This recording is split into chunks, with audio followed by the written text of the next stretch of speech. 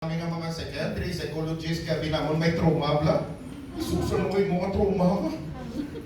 Ordinaryo lang yan sa ilayang kuhan mo, mga bagyo-bagyo. Kaya sila yung trauma yan. Why? Because, tama na. That is why all of these realities na kung kaisa, as parents, kung saan mo masupo yan mo, we shield our children. We don't want our children to suffer. Kasi kakasubo pag lang nga mahambal pang isa katatay nga hindi ko gusto nga ma-experiensyahan sang anak ko ang na-experiensyahan. Kung sino pamangkot, ano ba ang na-experiensyahan mo? Inang nag-antos ikaw. Have you ever thought that it's because of those pain and suffering that you are who you are right now? That is why life could never be without the cross. That is why naman yung mga burdens natin, we have burdens to carry. Sa mga bagay-bagay na kahapos ang pamabuti natin, nabibig saraan na hindi. Kasi hindi naiyas ng Diyos. Munabal sa isa ka-author na, in life there are two roads to take.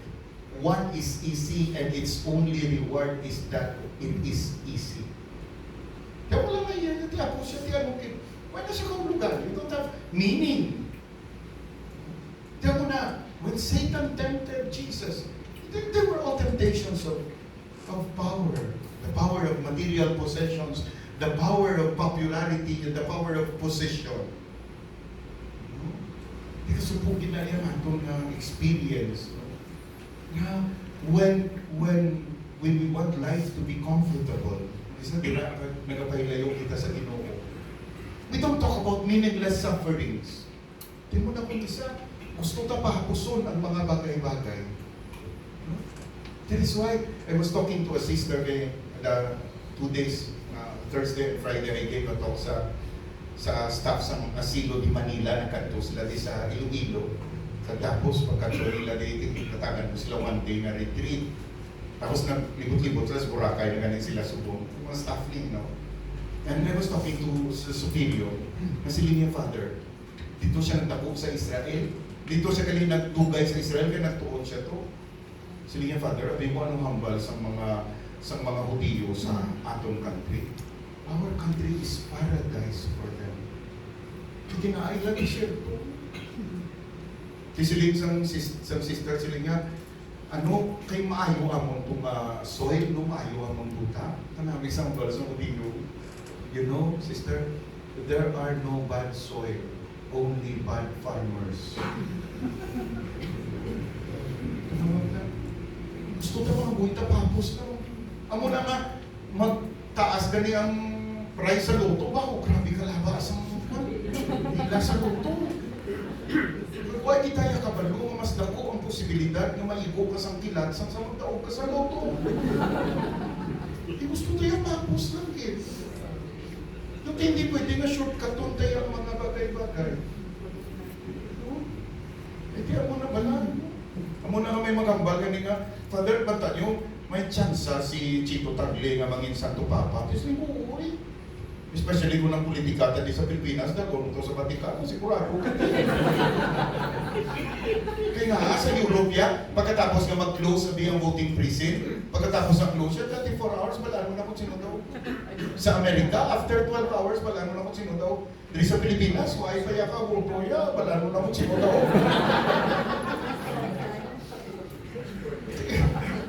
Bigit kita riya mo. No, that is why, no, so we all boast of so many things, but now we are humble. No, di pa na coronavirus, di pa subong ha. Kung ano nga halik na sa ato, padako-dako kita sa mga butang, magtako-dako palay, dako-dako ang muni, ang sa hindi makita, iya. Pero kita nato.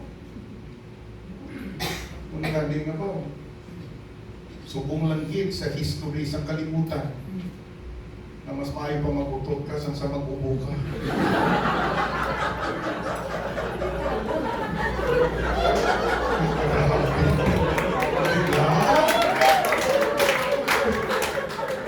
May kasal ko last Wednesday, kung sikin-sikon siya, si Carlo, pagkasal ko siya, sila nga, Father, nagka-commute siya, sikin-sikon siya na, Father, gutok-gutok din siya, Father, sa jeep mo, pero pag-ubo ko, Father, doon kayo nagkaroon. Tulog tanan sa iya daw. No, that is why, this will be a struggle for all of us. Diba nagaling ang bal sila, Father, gagamay. It's not about the numbers. Ano mo lang isa ka sa pumupura ko pa man. It's not about the numbers. Ang importante na inumpisahan yun, tapusin mo. And God will be there. God's grace will always be with you. Ay, wala yung isa na double time si Satan. So, kung mo na mahin doon. Mamba niya si Jesus. Hindi niya, Jesus, mas damo akong followers sa iyo. Na Jesus, hindi na yan pwede Satan. Mas damo ako niya followers sa iyo. Damo akong followers sa iyo. Jesus, hindi. Na yan pwede mo na yan ka double time. Kasi nga, testimony tayo. Let's play a game. Yes, sure. 3 out of 5. Okay. Lay down the rules. Makato sila sa mga lugar. Pagtanaw nila groups of people. Kung sino sila ang mga tao, kung they belong to. Do they belong to Satan? They belong to Jesus. Pili sila lugar, sabi nga din kita. Pilipinas sila yung pili. Dinipay si Jesus na yung the only Christian country in the Far East. Kabansin ko to. Nang Satan na may kabalo si Jesus. Grabe politika sa Pilipinas.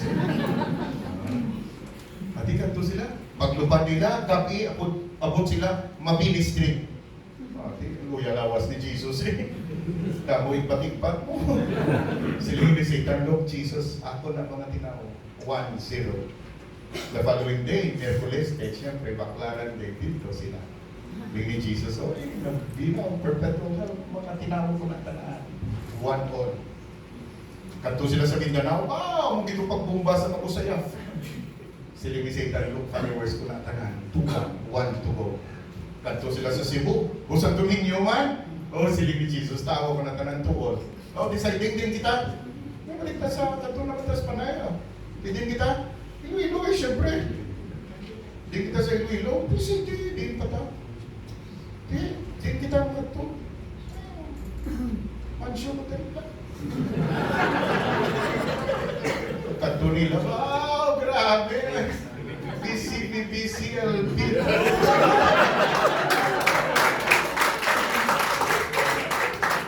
Siling ni Jesus, Satan, look, ay sus. Hindi ka natawag mo na tanang speaker nila, pare pa ako. Satan ngayon yung na Jesus, may pangatapos. Tanawa iba, may na pamati. Isama lang na, sunod ka Sunday, matamat na nakulang. Right na sila, pagtapos na, 3 na lang. Ang makamusin na, bata-bata, kunata na. Tanggol sa inyo na.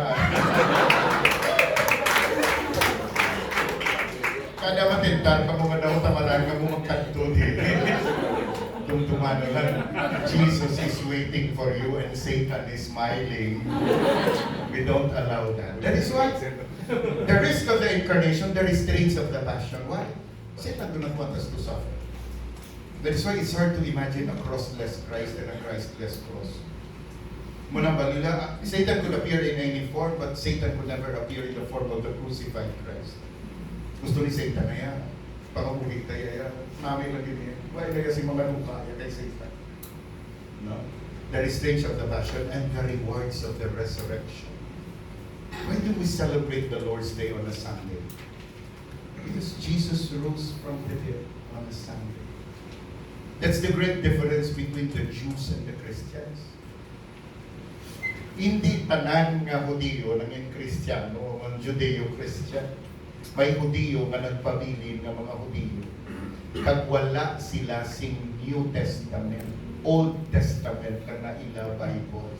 Why? Because for them there is only one God, and that's God the Father. Jesus existed in time, but for them Jesus is just a prophet. And what's the great difference? Resurrection. They can never accept the resurrection. Because if Jesus rose from the dead, He is God. And this is what we believe in. That Jesus conquered death by giving up His life. Eh kung why yung resurrection, why si kaulugan natin na ito? Kung si Jesus napatay, nag-antos, period. Anong kinalain niya kay Lorenzo Ruiz? Anong kinalain niya kay Jose Rizal of other heroes? but precisely